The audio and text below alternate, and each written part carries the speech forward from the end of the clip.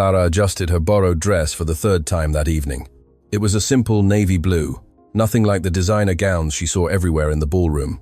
The hospital's charity gala was being held at a five-star hotel, and she felt completely out of place. Golden lights gleamed off crystal chandeliers, while elegant people chatted in groups, holding champagne flutes.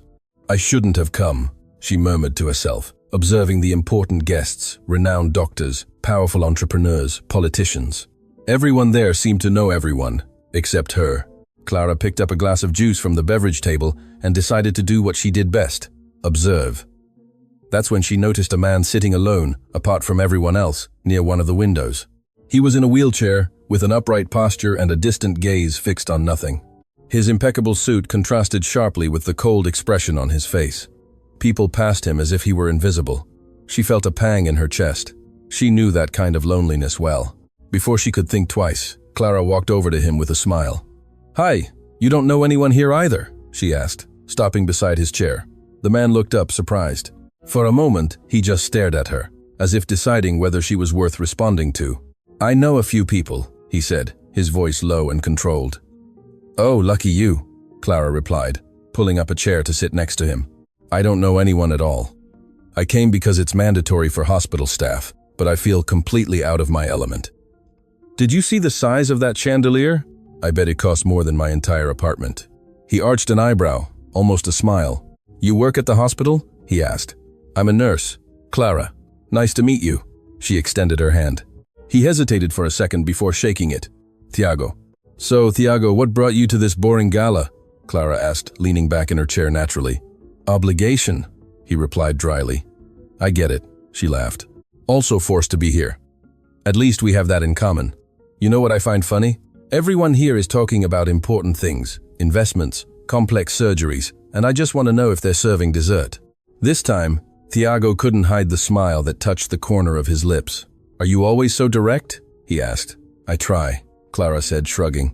"Life's hard enough without pretending to be someone I'm not. I'd rather just be myself, and that's that." Thiago observed her for a moment, as if trying to decipher a puzzle. "That's rare," he commented, more to himself than to her. "What? Being honest?" Clara asked. "It shouldn't be. The world would be a lot better if everyone said what they really thought." They fell silent for a few seconds. Clara noticed he seemed more relaxed now, his shoulders less tense. "You know, Thiago, I have a theory," she began, crossing her legs. "Events like this are for people to pretend they're having fun, but deep down, everyone's bored and counting the minutes until they can leave." "And are you bored?" he asked, turning to face her. "I was," Clara admitted, "but now I'm talking to you, so it's less boring." Thiago let out a low chuckle, and Clara felt she had hit the mark. "You're different from the people who usually come to talk to me," he said. "How so?" Clara tilted her head, curious. "Never mind," Thiago averted his gaze. "Just, thanks for the company." "You're welcome," Clara smiled. "Want to know something? I think you're the most interesting person I've met here today. Everyone else is talking about boring stuff, but you have an air of mystery. Like, who is this Thiago? Where did he come from? What's his story?" "It's not that interesting a story," he responded, but there was a hint of amusement in his voice. "I doubt it," Clara said. "Everyone has an interesting story. Sometimes, it's just a matter of finding someone who wants to listen."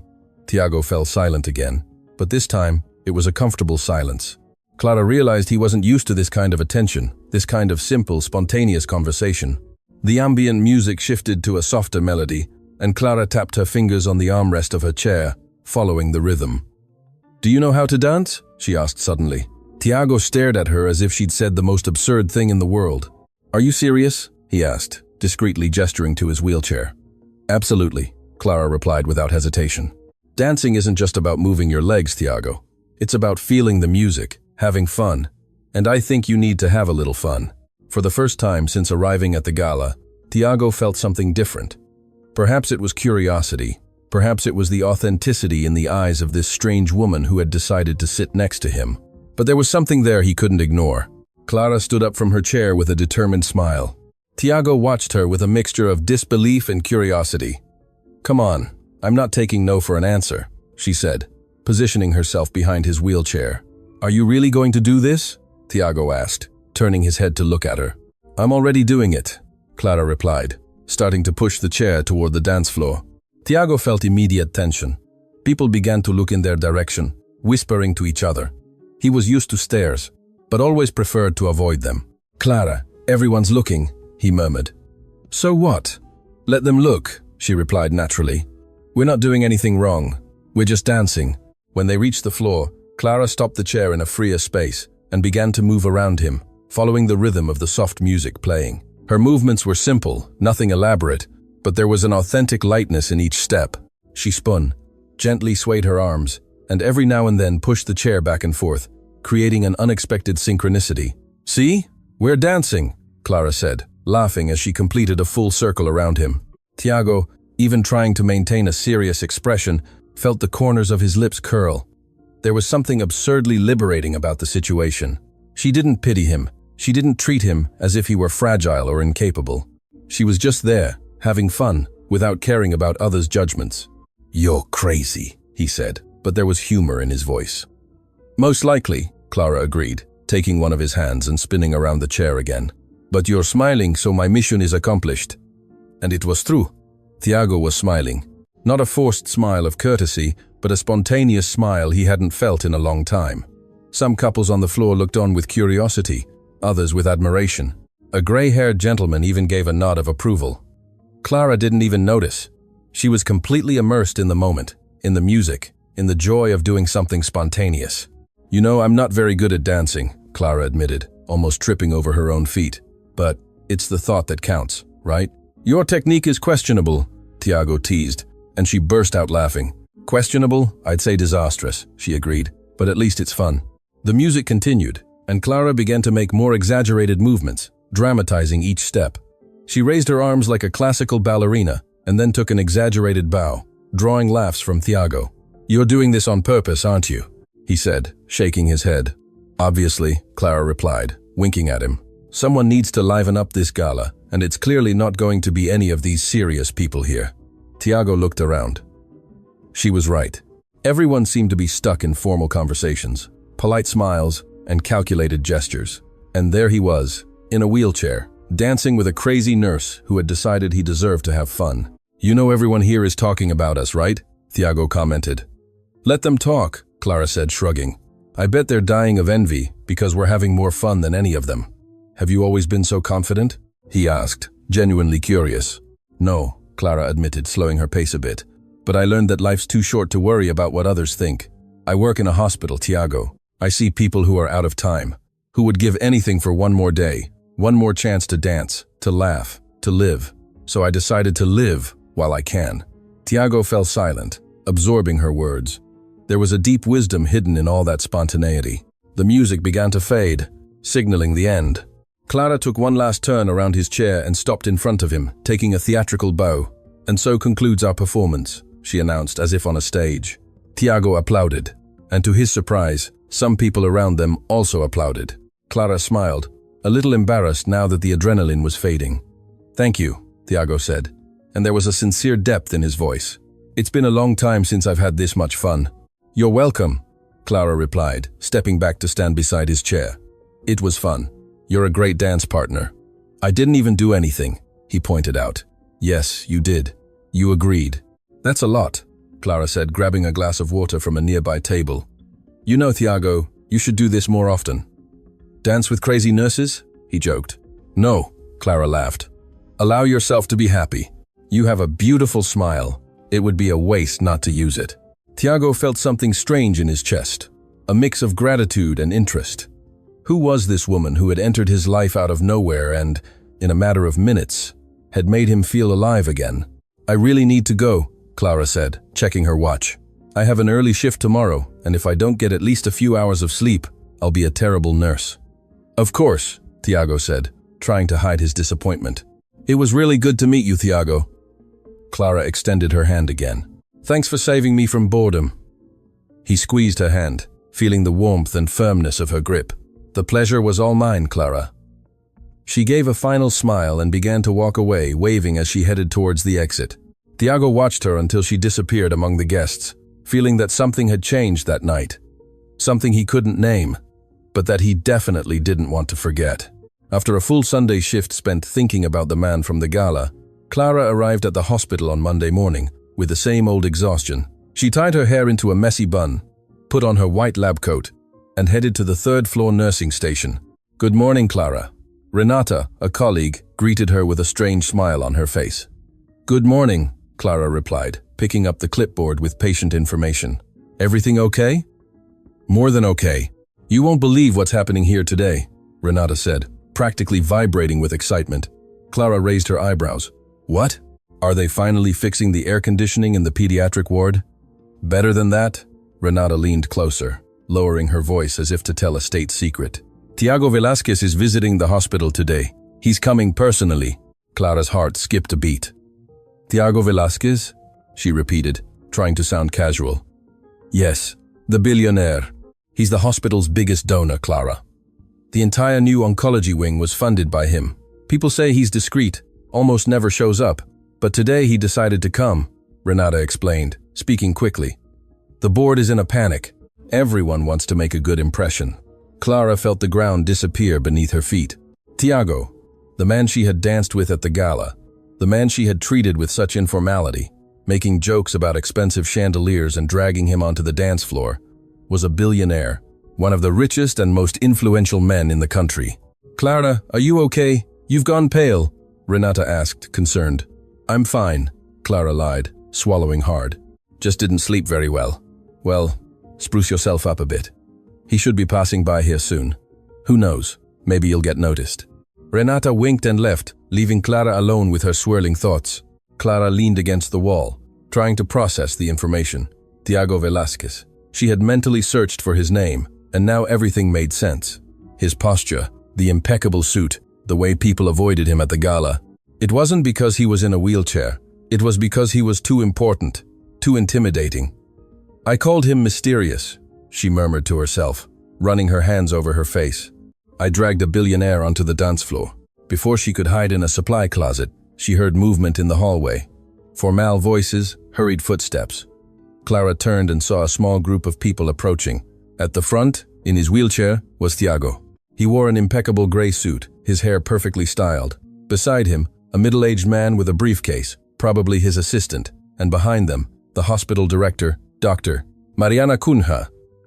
Smiling exaggeratedly friendly, Clara tried to make herself small, but it was too late.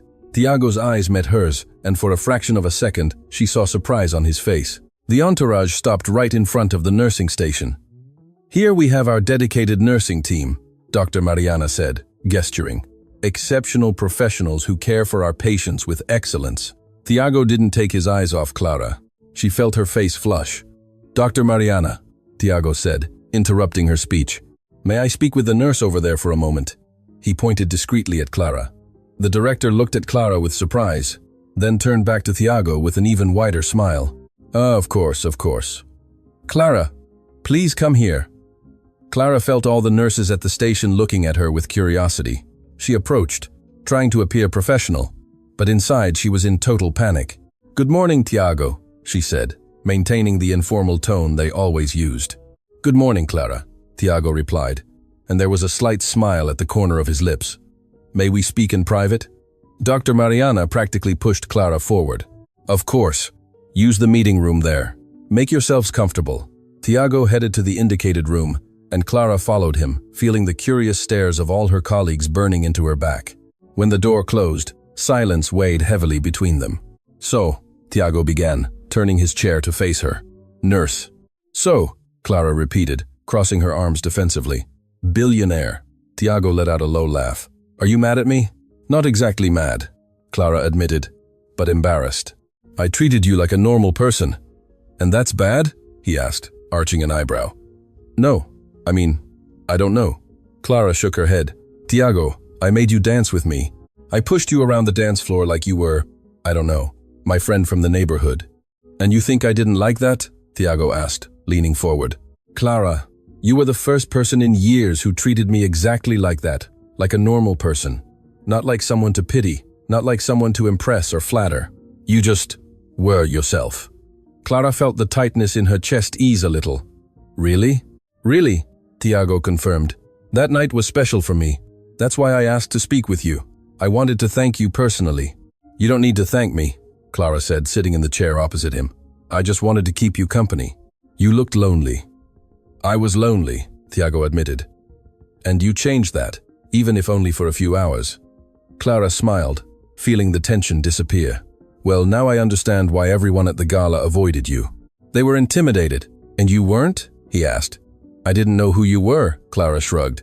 To me, you were just Tiago, a guy who needed a dance partner. Tiago fell silent for a moment, watching her intently. You want to know something funny? I liked being just Tiago. Clara felt something different in her chest, a connection she didn't know how to describe. Well, to me, you're still just Tiago, she said, billionaire or not. He smiled, a spontaneous smile that lit up his face. Thank you, Clara, for everything. 3 days passed since Tiago's visit to the hospital. Clara tried to return to her normal routine, but found herself thinking about him more often than she cared to admit. She was checking a patient's vital signs when Renata burst into the room. Clara, someone's waiting for you at reception, she said, breathless. Who? Clara asked, frowning. I don't know, but it looks important. Security said it's urgent. Clara finished noting the patient's information and went down to reception. When she arrived, she found a man in a suit holding a white envelope. Nurse Clara Rocha? He asked formally. That's me. This is for you. He handed her the envelope, and before she could ask anything, he turned and left. Clara opened the envelope right there. Inside was an elegant card with impeccable handwriting. Clara, would you like to have dinner with me tonight as a thank you for the night of the gala?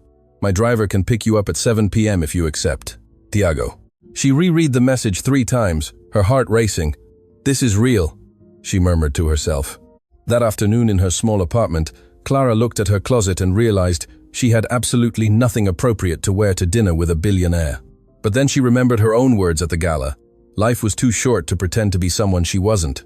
At 7 p.m. sharp, a luxurious black car pulled up in front of her building. Clara, wearing a simple light blue dress, the best she had, came down and got into the car, feeling completely out of her comfort zone. The driver took her to a discreet, but clearly expensive, restaurant in an upscale neighborhood of the city. When she entered, she was greeted by a maitre d' who led her to a private table in the back. Tiago was already there waiting. You came, he said, smiling. I almost didn't, Clara admitted, sitting down. I kept thinking maybe this was too strange. Why? Tiago asked. Because I'm a nurse who lives in a 1-bedroom apartment in the Northern District and you're, well, you. She gestured vaguely. I'm what? He insisted. A billionaire, owner of companies. Someone who probably has more zeros in his bank account than I can count. Tiago leaned forward, resting his elbows on the table. Does that change anything about what happened at the gala? Clara thought for a moment. No, she admitted, but it makes everything more complicated. Only if we let it, Tiago said. Clara, I asked you here because I enjoyed talking to you, because you made me laugh, because you didn't treat me like I was special. But you are special, Clara said. And then she realized how it sounded. Not because of the money, but because, well, you're different. Different how? Tiago asked, genuinely interested. I don't know how to explain it. Clara fiddled with the napkin on the table. There's something about you that's real. Even with all this billionaire stuff, you seem genuine. The waiter appeared with the menu, interrupting the moment. Clara looked at the dishes and almost choked on the prices. Tiago noticed. Order whatever you want, he said. It's on me, I figured. Clara laughed nervously. But these prices are absurd. I could pay my rent with the price of this risotto. Then we'll order 2, Tiago said, and she didn't know if he was joking or serious. After they placed their orders, the conversation flowed naturally. Tiago began to open up more. Want to know the truth? He said, swirling the wine in his glass. I spent 5 years hiding from the world after the accident. Clara remained silent, giving him space to continue. I had everything planned, the perfect life, a growing company, an engagement, a new house. And then one night, everything changed. A drunk driver, a crash, and suddenly I was in a wheelchair forever. I'm so sorry, Clara said honestly. The worst part wasn't the accident, Tiago continued, his voice lower. It was afterwards. My fiancée, the woman who swore to love me in sickness and in health, left me 3 months later. She said she couldn't handle my condition. Clara pressed her lips together, suppressing her indignation. She didn't deserve you. That's what my friends said. Tiago gave a bitter smile. But you know what's worse? People started treating me differently. Some with pity, others avoided me completely. It was as if I had stopped being a person and had become just the wheelchair. That's terrible, Clara said. It's reality, Tiago shrugged. That's why I withdrew. I preferred solitude to dealing with pitying glances or insincerity. And that's why that night at the gala was special. You didn't see me as the billionaire in a wheelchair, Clara completed, understanding. You saw me as Tiago, just that. Clara reached across the table, lightly touching his hand. Because that's what you are, Tiago. A person with feelings, dreams, a questionable sense of humor for agreeing to dance with me. He laughed, a genuine laugh. My sense of humor is perfect. Thank you. The food arrived, and as they ate, Clara shared her own story. She spoke about her parents' death in an accident when she was 19, about how she had to drop out of medical school to work and support herself, about how she went back to study years later to become a nurse. Did you ever want to go back to medicine? Tiago asked. Sometimes, Clara admitted, but I like being a nurse. I'm close to patients. I make a direct difference in their lives. It's rewarding.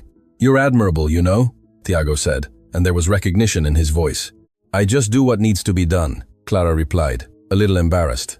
That's exactly what makes you admirable. They continued talking until the restaurant began to empty.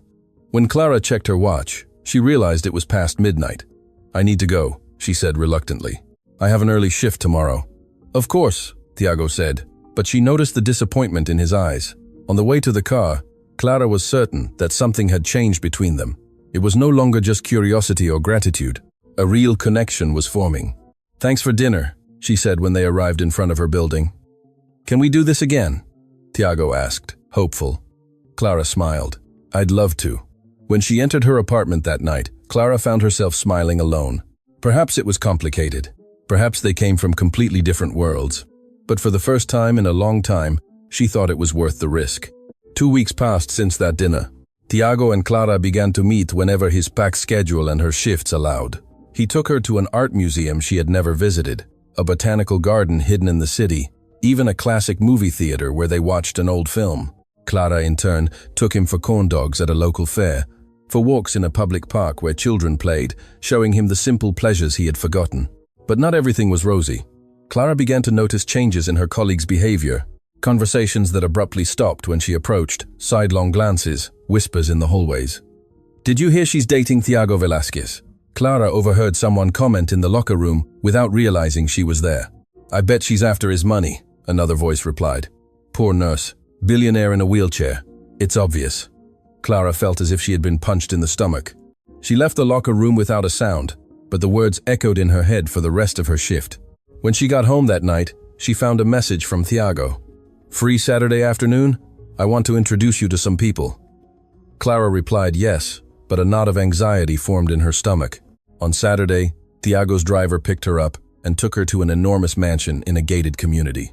Clara knew Tiago was rich, but seeing it in person was a completely different story. Is this it? She asked the driver, incredulously. Yes, ma'am.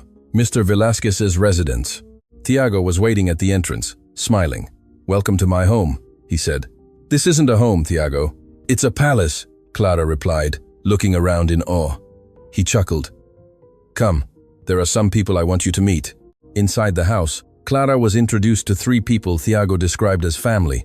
Paul Santos, a cousin of Tiago's deceased father, and Marcelo and Julia, distant cousins. The reception was polite, but cold. So you're the nurse, Paul said, looking Clara up and down. I am, Clara replied, trying to maintain her composure. Interesting, Julia commented, exchanging glances with Marcelo. Tiago has never brought anyone to meet the family before. Clara is special, Tiago said, and there was firmness in his voice. Lunch was tense. Clara felt the evaluating stares, the questions disguised as polite but clearly investigative. And how long have you worked at the hospital, Clara? Paul asked. 5 years. It must be hard to make ends meet on a nurse's salary, Julia commented, feigning concern. I manage, Clara replied, suppressing her irritation. After lunch, while Tiago took a work call, Clara found herself alone in the living room with the 3 relatives. The mask of politeness quickly dropped. Look, dear, Paul began, crossing his arms. Let's be direct. We don't know your intentions with my cousin, but he's vulnerable right now. Vulnerable? Clara repeated, incredulous. Because of the wheelchair, Julia explained, as if speaking to a child. He's not in the best position to make decisions about relationships, and you just appear out of nowhere." "I didn't appear out of nowhere," Clara interrupted, feeling her irritation grow. "I met Tiago at a gala. We talked, we got along. It's as simple as that. Nothing is simple when billions of dollars are involved," Marcelo said. "You understand our concern, don't you?" Clara stood up, trembling with indignation. "I understand perfectly. You think I'm interested in his money, but you know what's funny? The three of you only showed up here today because you heard about me.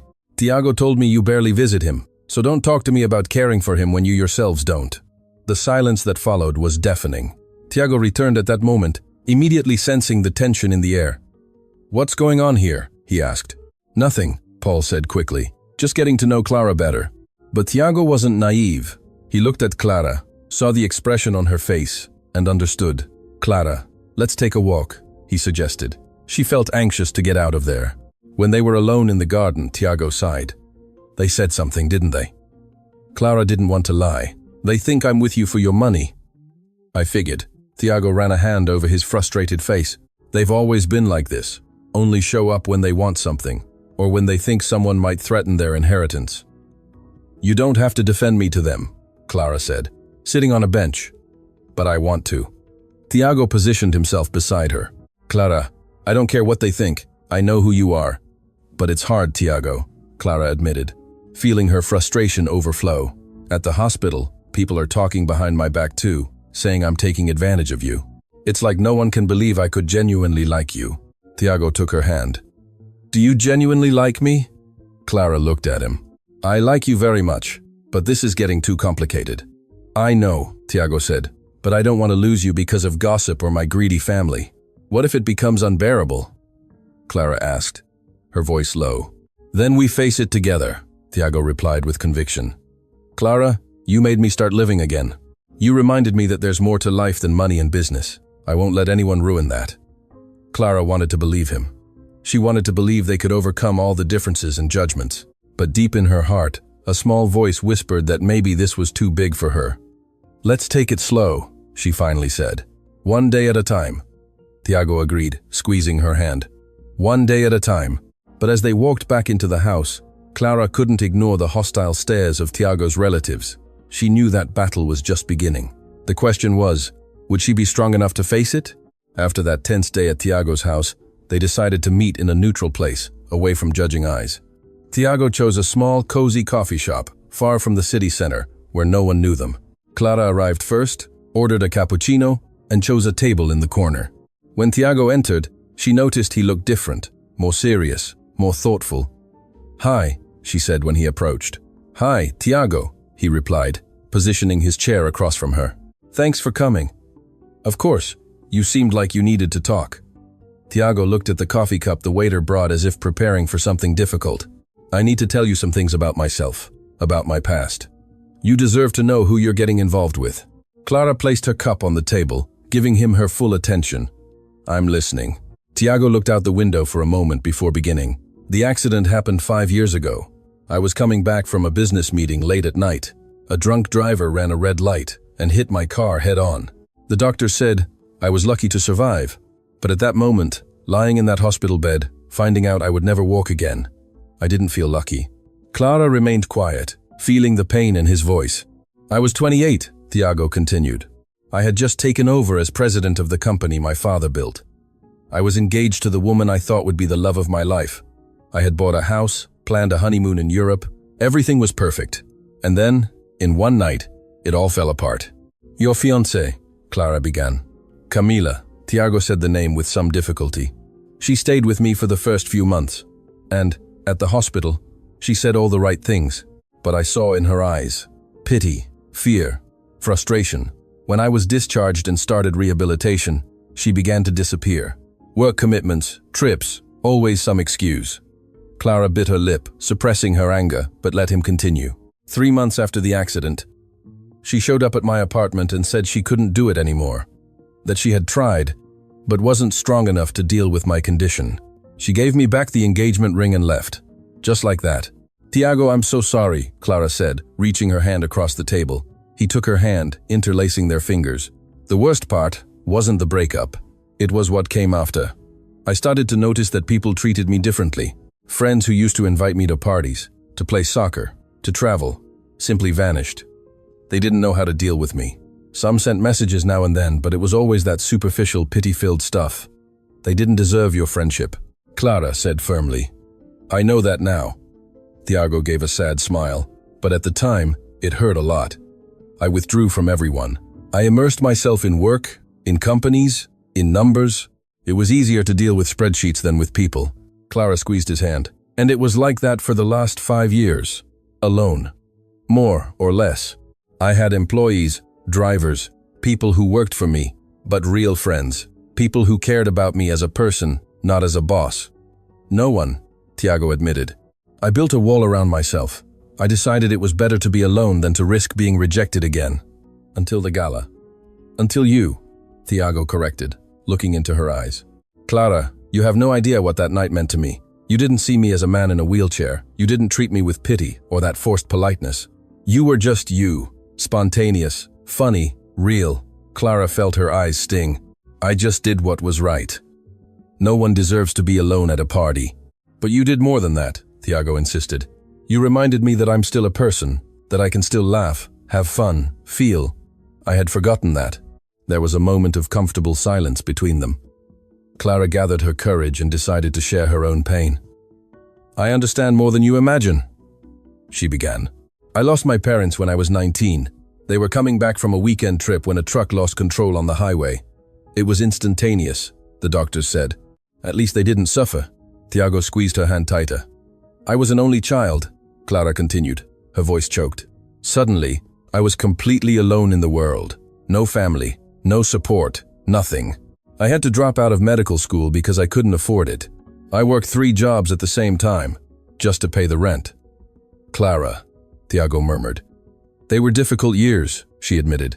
I felt lost, aimless. But then I realized I had 2 choices. Let the pain destroy me, or use it to make me stronger. I chose the second option. I went back to school, got my nursing degree, built my life from scratch. It wasn't easy, but I did it. That's why you're so strong, Thiago said with admiration. I'm not as strong as I seem, Clara confessed. There are days I still miss them, days I wonder what my life would be like if they were still here. But I learned that life doesn't stop because of pain. We keep going, one day at a time.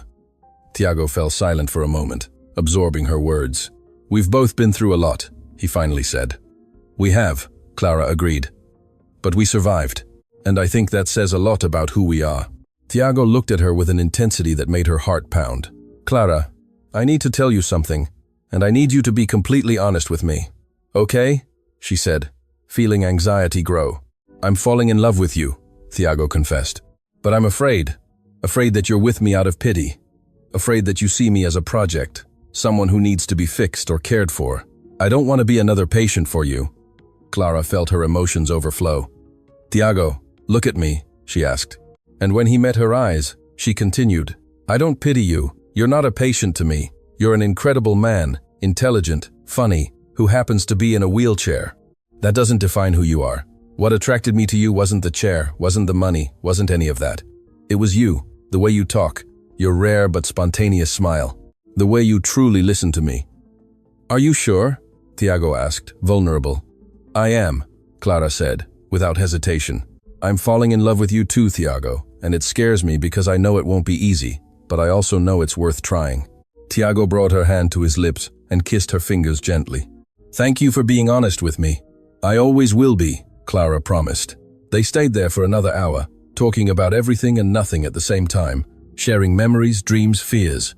When they finally said goodbye, Clara was certain that something had changed between them. It was no longer just attraction or curiosity. It was something deeper, more solid. And even with all the obstacles they would still face, she knew that together, they had a chance. The following weeks were an emotional roller coaster for Clara. Her meetings with Thiago continued to be wonderful, but the external pressure increased daily. At the hospital, the malicious comments became more frequent and crueler. Must be nice to have found a billionaire to fund your life. A colleague commented loud enough for Clara to hear. I bet she's already planning the wedding. Guaranteed financial security. Another finished laughing. Clara tried to ignore it, but the words hurt more than she wanted to admit. The worst part was that she couldn't defend herself without seeming to justify something she hadn't done wrong. The situation became even more difficult when Thiago's family intensified their attacks. Paul, his father's cousin, began calling constantly, pressuring Thiago to end the relationship. "You're being manipulated, Thiago," Paul said during a call Clara accidentally overheard. "She's clearly interested in your money. Open your eyes before it's too late." Thiago always hung up the phone irritated, but Clara sensed the tension growing in him too. Everything reached a breaking point on a Friday afternoon. Clara was leaving the hospital after an exhausting shift when she was approached by Julia and Marcelo in the parking lot. "We need to talk," Julia said, blocking Clara's path to her car. "I have nothing to say to you," Clara replied, trying to pass. "You're going to listen to us," Marcelo said, crossing his arms. "Look, Clara, let's make this easy for everyone. How much do you want?" Clara stopped, unable to believe what she was hearing. "What? How much do you want to get out of Thiago's life?" Julia asked, pulling a checkbook from her purse. 50,000? 100,000? Name a number. Indignation exploded inside Clara like a volcano. "Are you serious? You think I'm with Thiago for money, and you want to bribe me to leave?" "It's not a bribe," Marcelo said. "It's compensation for your time. Be reasonable. You'll never be accepted into our family. You don't belong in our world. You're just causing problems." "Problems?" Clara repeated, trembling with indignation. "The only problems here are you, who only care about Thiago's fortune. Where were you when he needed support after the accident? Where were you when he was alone and isolated? Now you show up because you're afraid of losing the money?" "Watch what you say," Julia warned, her face red. "We are his family." "Family?" Clara gave a bitter laugh. "Real family doesn't do what you're doing. Real family supports, cares, loves. You just want to secure your inheritance." "Listen here, you," Marcelo began, stepping forward. "Enough!" Thiago's voice cut through the air. Everyone turned. Thiago was there, his chair stopped a few feet away, his face red with rage. He had received an anonymous message with a photo of Julia and Marcelo confronting Clara in the parking lot and had come immediately. Behind him, Paul had also arrived, having been summoned by Julia and Marcelo themselves as reinforcement to pressure Clara. "Thiago." Julia tried to smile. "We were just—" "I heard everything," he interrupted, his voice icy. "You tried to bribe Clara. You accused her of being with me for money. You threatened her. We're trying to protect you," Paul tried to justify, taking a step forward. "Protect me?" Thiago gave a humorless laugh. "You didn't call me once in the last 5 years. You didn't visit, didn't ask how I was, didn't offer support. But now, when I finally find someone who makes me happy, you show up pretending you care? It's not like that," Julia tried. "It's exactly like that," Thiago raised his voice. "And you know what? I'm tired. Tired of you. Tired of the manipulations. Tired of being treated like a walking ATM." Clara watched everything in silence, feeling her emotions overflow. "As of today, the three of you are cut out of my life," Thiago declared. "No more calls, visits, nothing. You showed who you really are. You'll regret this," Paul threatened. "When she leaves you with nothing, you'll regret it." Thiago looked at Clara, who was trembling, and then turned back to his relatives. "She's worth more than any of you, and if I have to choose between a fake family and the person who truly cares about me, I choose her. Always." The three remained silent, clearly not expecting that reaction. "Let's go, Clara," Thiago said, extending his hand to her. Clara took his hand, but as soon as she touched his fingers, she broke down. 5 weeks of pressure, judgments, stares, and comments came to the surface at once. "I can't take it anymore, Thiago," she said, her voice cracking. "It's too much. It's overwhelming." Thiago pulled her close, holding her hands. I know it's been difficult." "It's not just your family," Clara burst out. "At the hospital, people talk about me behind my back. They say I'm a gold digger, that I'm taking advantage of you. I can't even work in peace. And now this. Your family offering me money as if I were. You are nothing like what they say," Thiago said firmly. "Clara, look at me." She lifted her face, wet with emotion. "Maybe they're right about one thing," Clara said, her voice low. "Maybe I really don't belong in your world. Maybe this is too big for me." "Don't say that," Thiago pleaded, visibly scared. "Please, Clara, don't let them win." "It's not about them winning," Clara wiped her face. "It's about me being tired of fighting. Tired of having to prove to everyone that my feelings are real. Tired of feeling like I'm not good enough. You are more than good enough, Thiago said, holding her face between his hands. Clara, you gave me back my will to live. You made me believe that I can be happy again. You can't give up now. We can't give up. Clara closed her eyes, feeling the weight of the decision. I don't want you to lose your family because of me.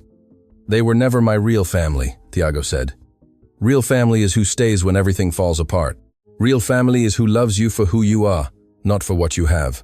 And in that sense, you are more family to me than they ever were. Clara opened her eyes, seeing the absolute honesty on his face. Are you sure about this? Sure, it's worth facing all of this?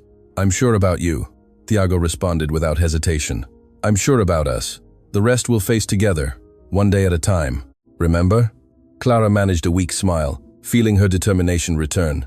One day at a time, she repeated. We're going to get through this, Clara, Thiago promised. I love you, Clara, and I won't let anyone destroy what we have. Clara felt her heart quicken. It was the first time he had said those words. I love you too, she confessed. And as she said it aloud, she felt as if a weight had lifted from her shoulders. Thiago pulled her into a hug, and there in the hospital parking lot, under the shocked gaze of the relatives who had just been expelled from his life, they embraced as if they were the only thing that mattered in the world. And maybe they were. 3 months passed since that difficult day in the hospital parking lot. 3 months since Thiago had cut ties with his greedy relatives. 3 months since Clara and Thiago decided they would face the world together, no matter what happened. And a lot had happened. The gossip at the hospital eventually lost steam when people realized that Clara and Thiago were serious. Some colleagues even apologized, embarrassed by their hasty judgments. Clara continued working, firm in her decision to maintain her independence and her purpose of caring for people. Thiago, in turn, discovered a lightness he hadn't felt in years. He started smiling more, caring less about others' opinions, truly living. One rainy Thursday evening, Thiago invited Clara to dinner at his house. She accepted as she always did, not imagining what was to come. When she arrived, she found the living room illuminated by candles, a table set simply, wildflowers she adored, and Thiago, waiting with a nervous smile on his face. What is all this? Clara asked. Enchanted. Sit, Thiago requested, indicating the chair. They had dinner, talking about their day, about Clara's patients, about a new project Thiago was developing at his company. Everything seemed normal, except for his evident nervousness. When they finished dessert, Thiago seemed to mentally prepare himself. Clara, I need to tell you something. She tilted her head, curious. I'm listening. In the last 3 months, you've transformed my life in a way I never imagined possible. Thiago began, his voice choked. Before you, I existed. I breathed. I worked, but I didn't truly live. I had built walls so high around myself that I couldn't even see beyond them anymore. Clara felt her heart quicken. And then you appeared at that gala, he continued, smiling at the memory. A crazy nurse who decided I needed to dance. You didn't see a rich man in a wheelchair. You just saw a lonely man who needed company. Thiago, Clara whispered. Let me finish, he requested, taking her hand. You taught me to laugh again, to care about simple things, to see beauty where I had forgotten it existed. You showed me that life didn't end with the accident, that I can still be happy, that I still deserve love. He released her hand and opened a small box he held in his pocket. Inside, a simple white gold ring with a discreet diamond sparkled in the candlelight. Clara Rocha, will you marry me? Clara covered her mouth with her hands, feeling her emotions overflow. Are you serious? Are you really serious? Completely serious, Thiago replied, his eyes also shining. I want to spend the rest of my life by your side. I want to wake up every day knowing you're with me. I want to build a family with you, face challenges with you, laugh with you. So, what do you say? Clara could barely speak from emotion. Yes, yes, I accept. 1,000 times yes. Thiago took the ring and placed it on her finger with trembling hands. When the ring slid on perfectly, he pulled Clara into a long, passionate kiss. A kiss that sealed a promise, a future, a life together. I love you so much, Clara said when they separated, resting her forehead against his. I love you more, Thiago replied, smiling. They decided the wedding would be simple and intimate. No grand parties or pompous events, just the people who truly mattered. 2 months later, on a sunny Saturday morning, Clara and Thiago were married in a small, charming chapel upstate. Only 8 people were present. 3 true friends of Thiago's, who had reappeared after he had opened himself up to the world again.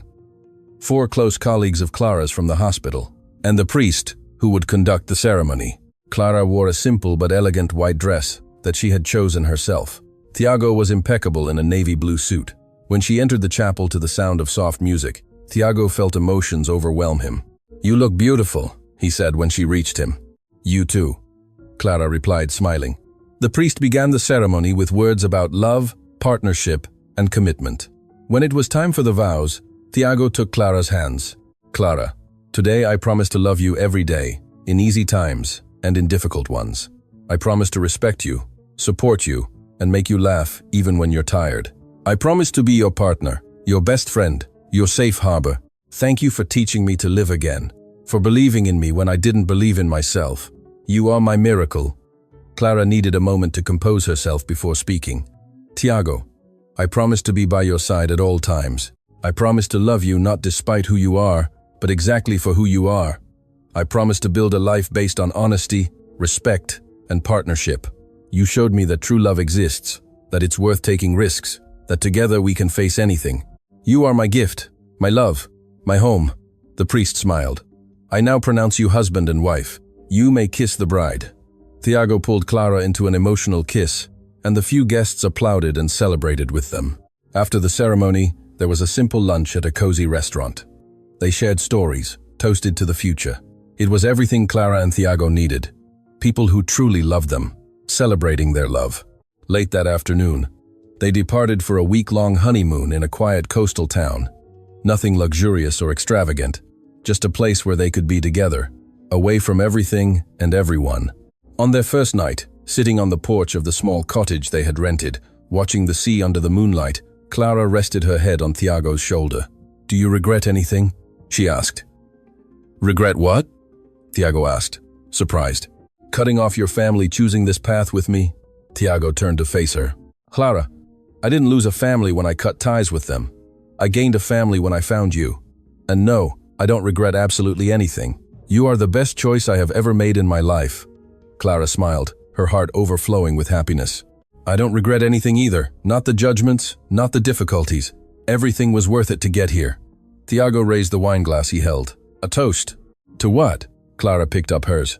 "To the future, to the challenges we'll face together, to the laughs we'll share, to the life we'll build, and most importantly, to the love we found when we least expected it."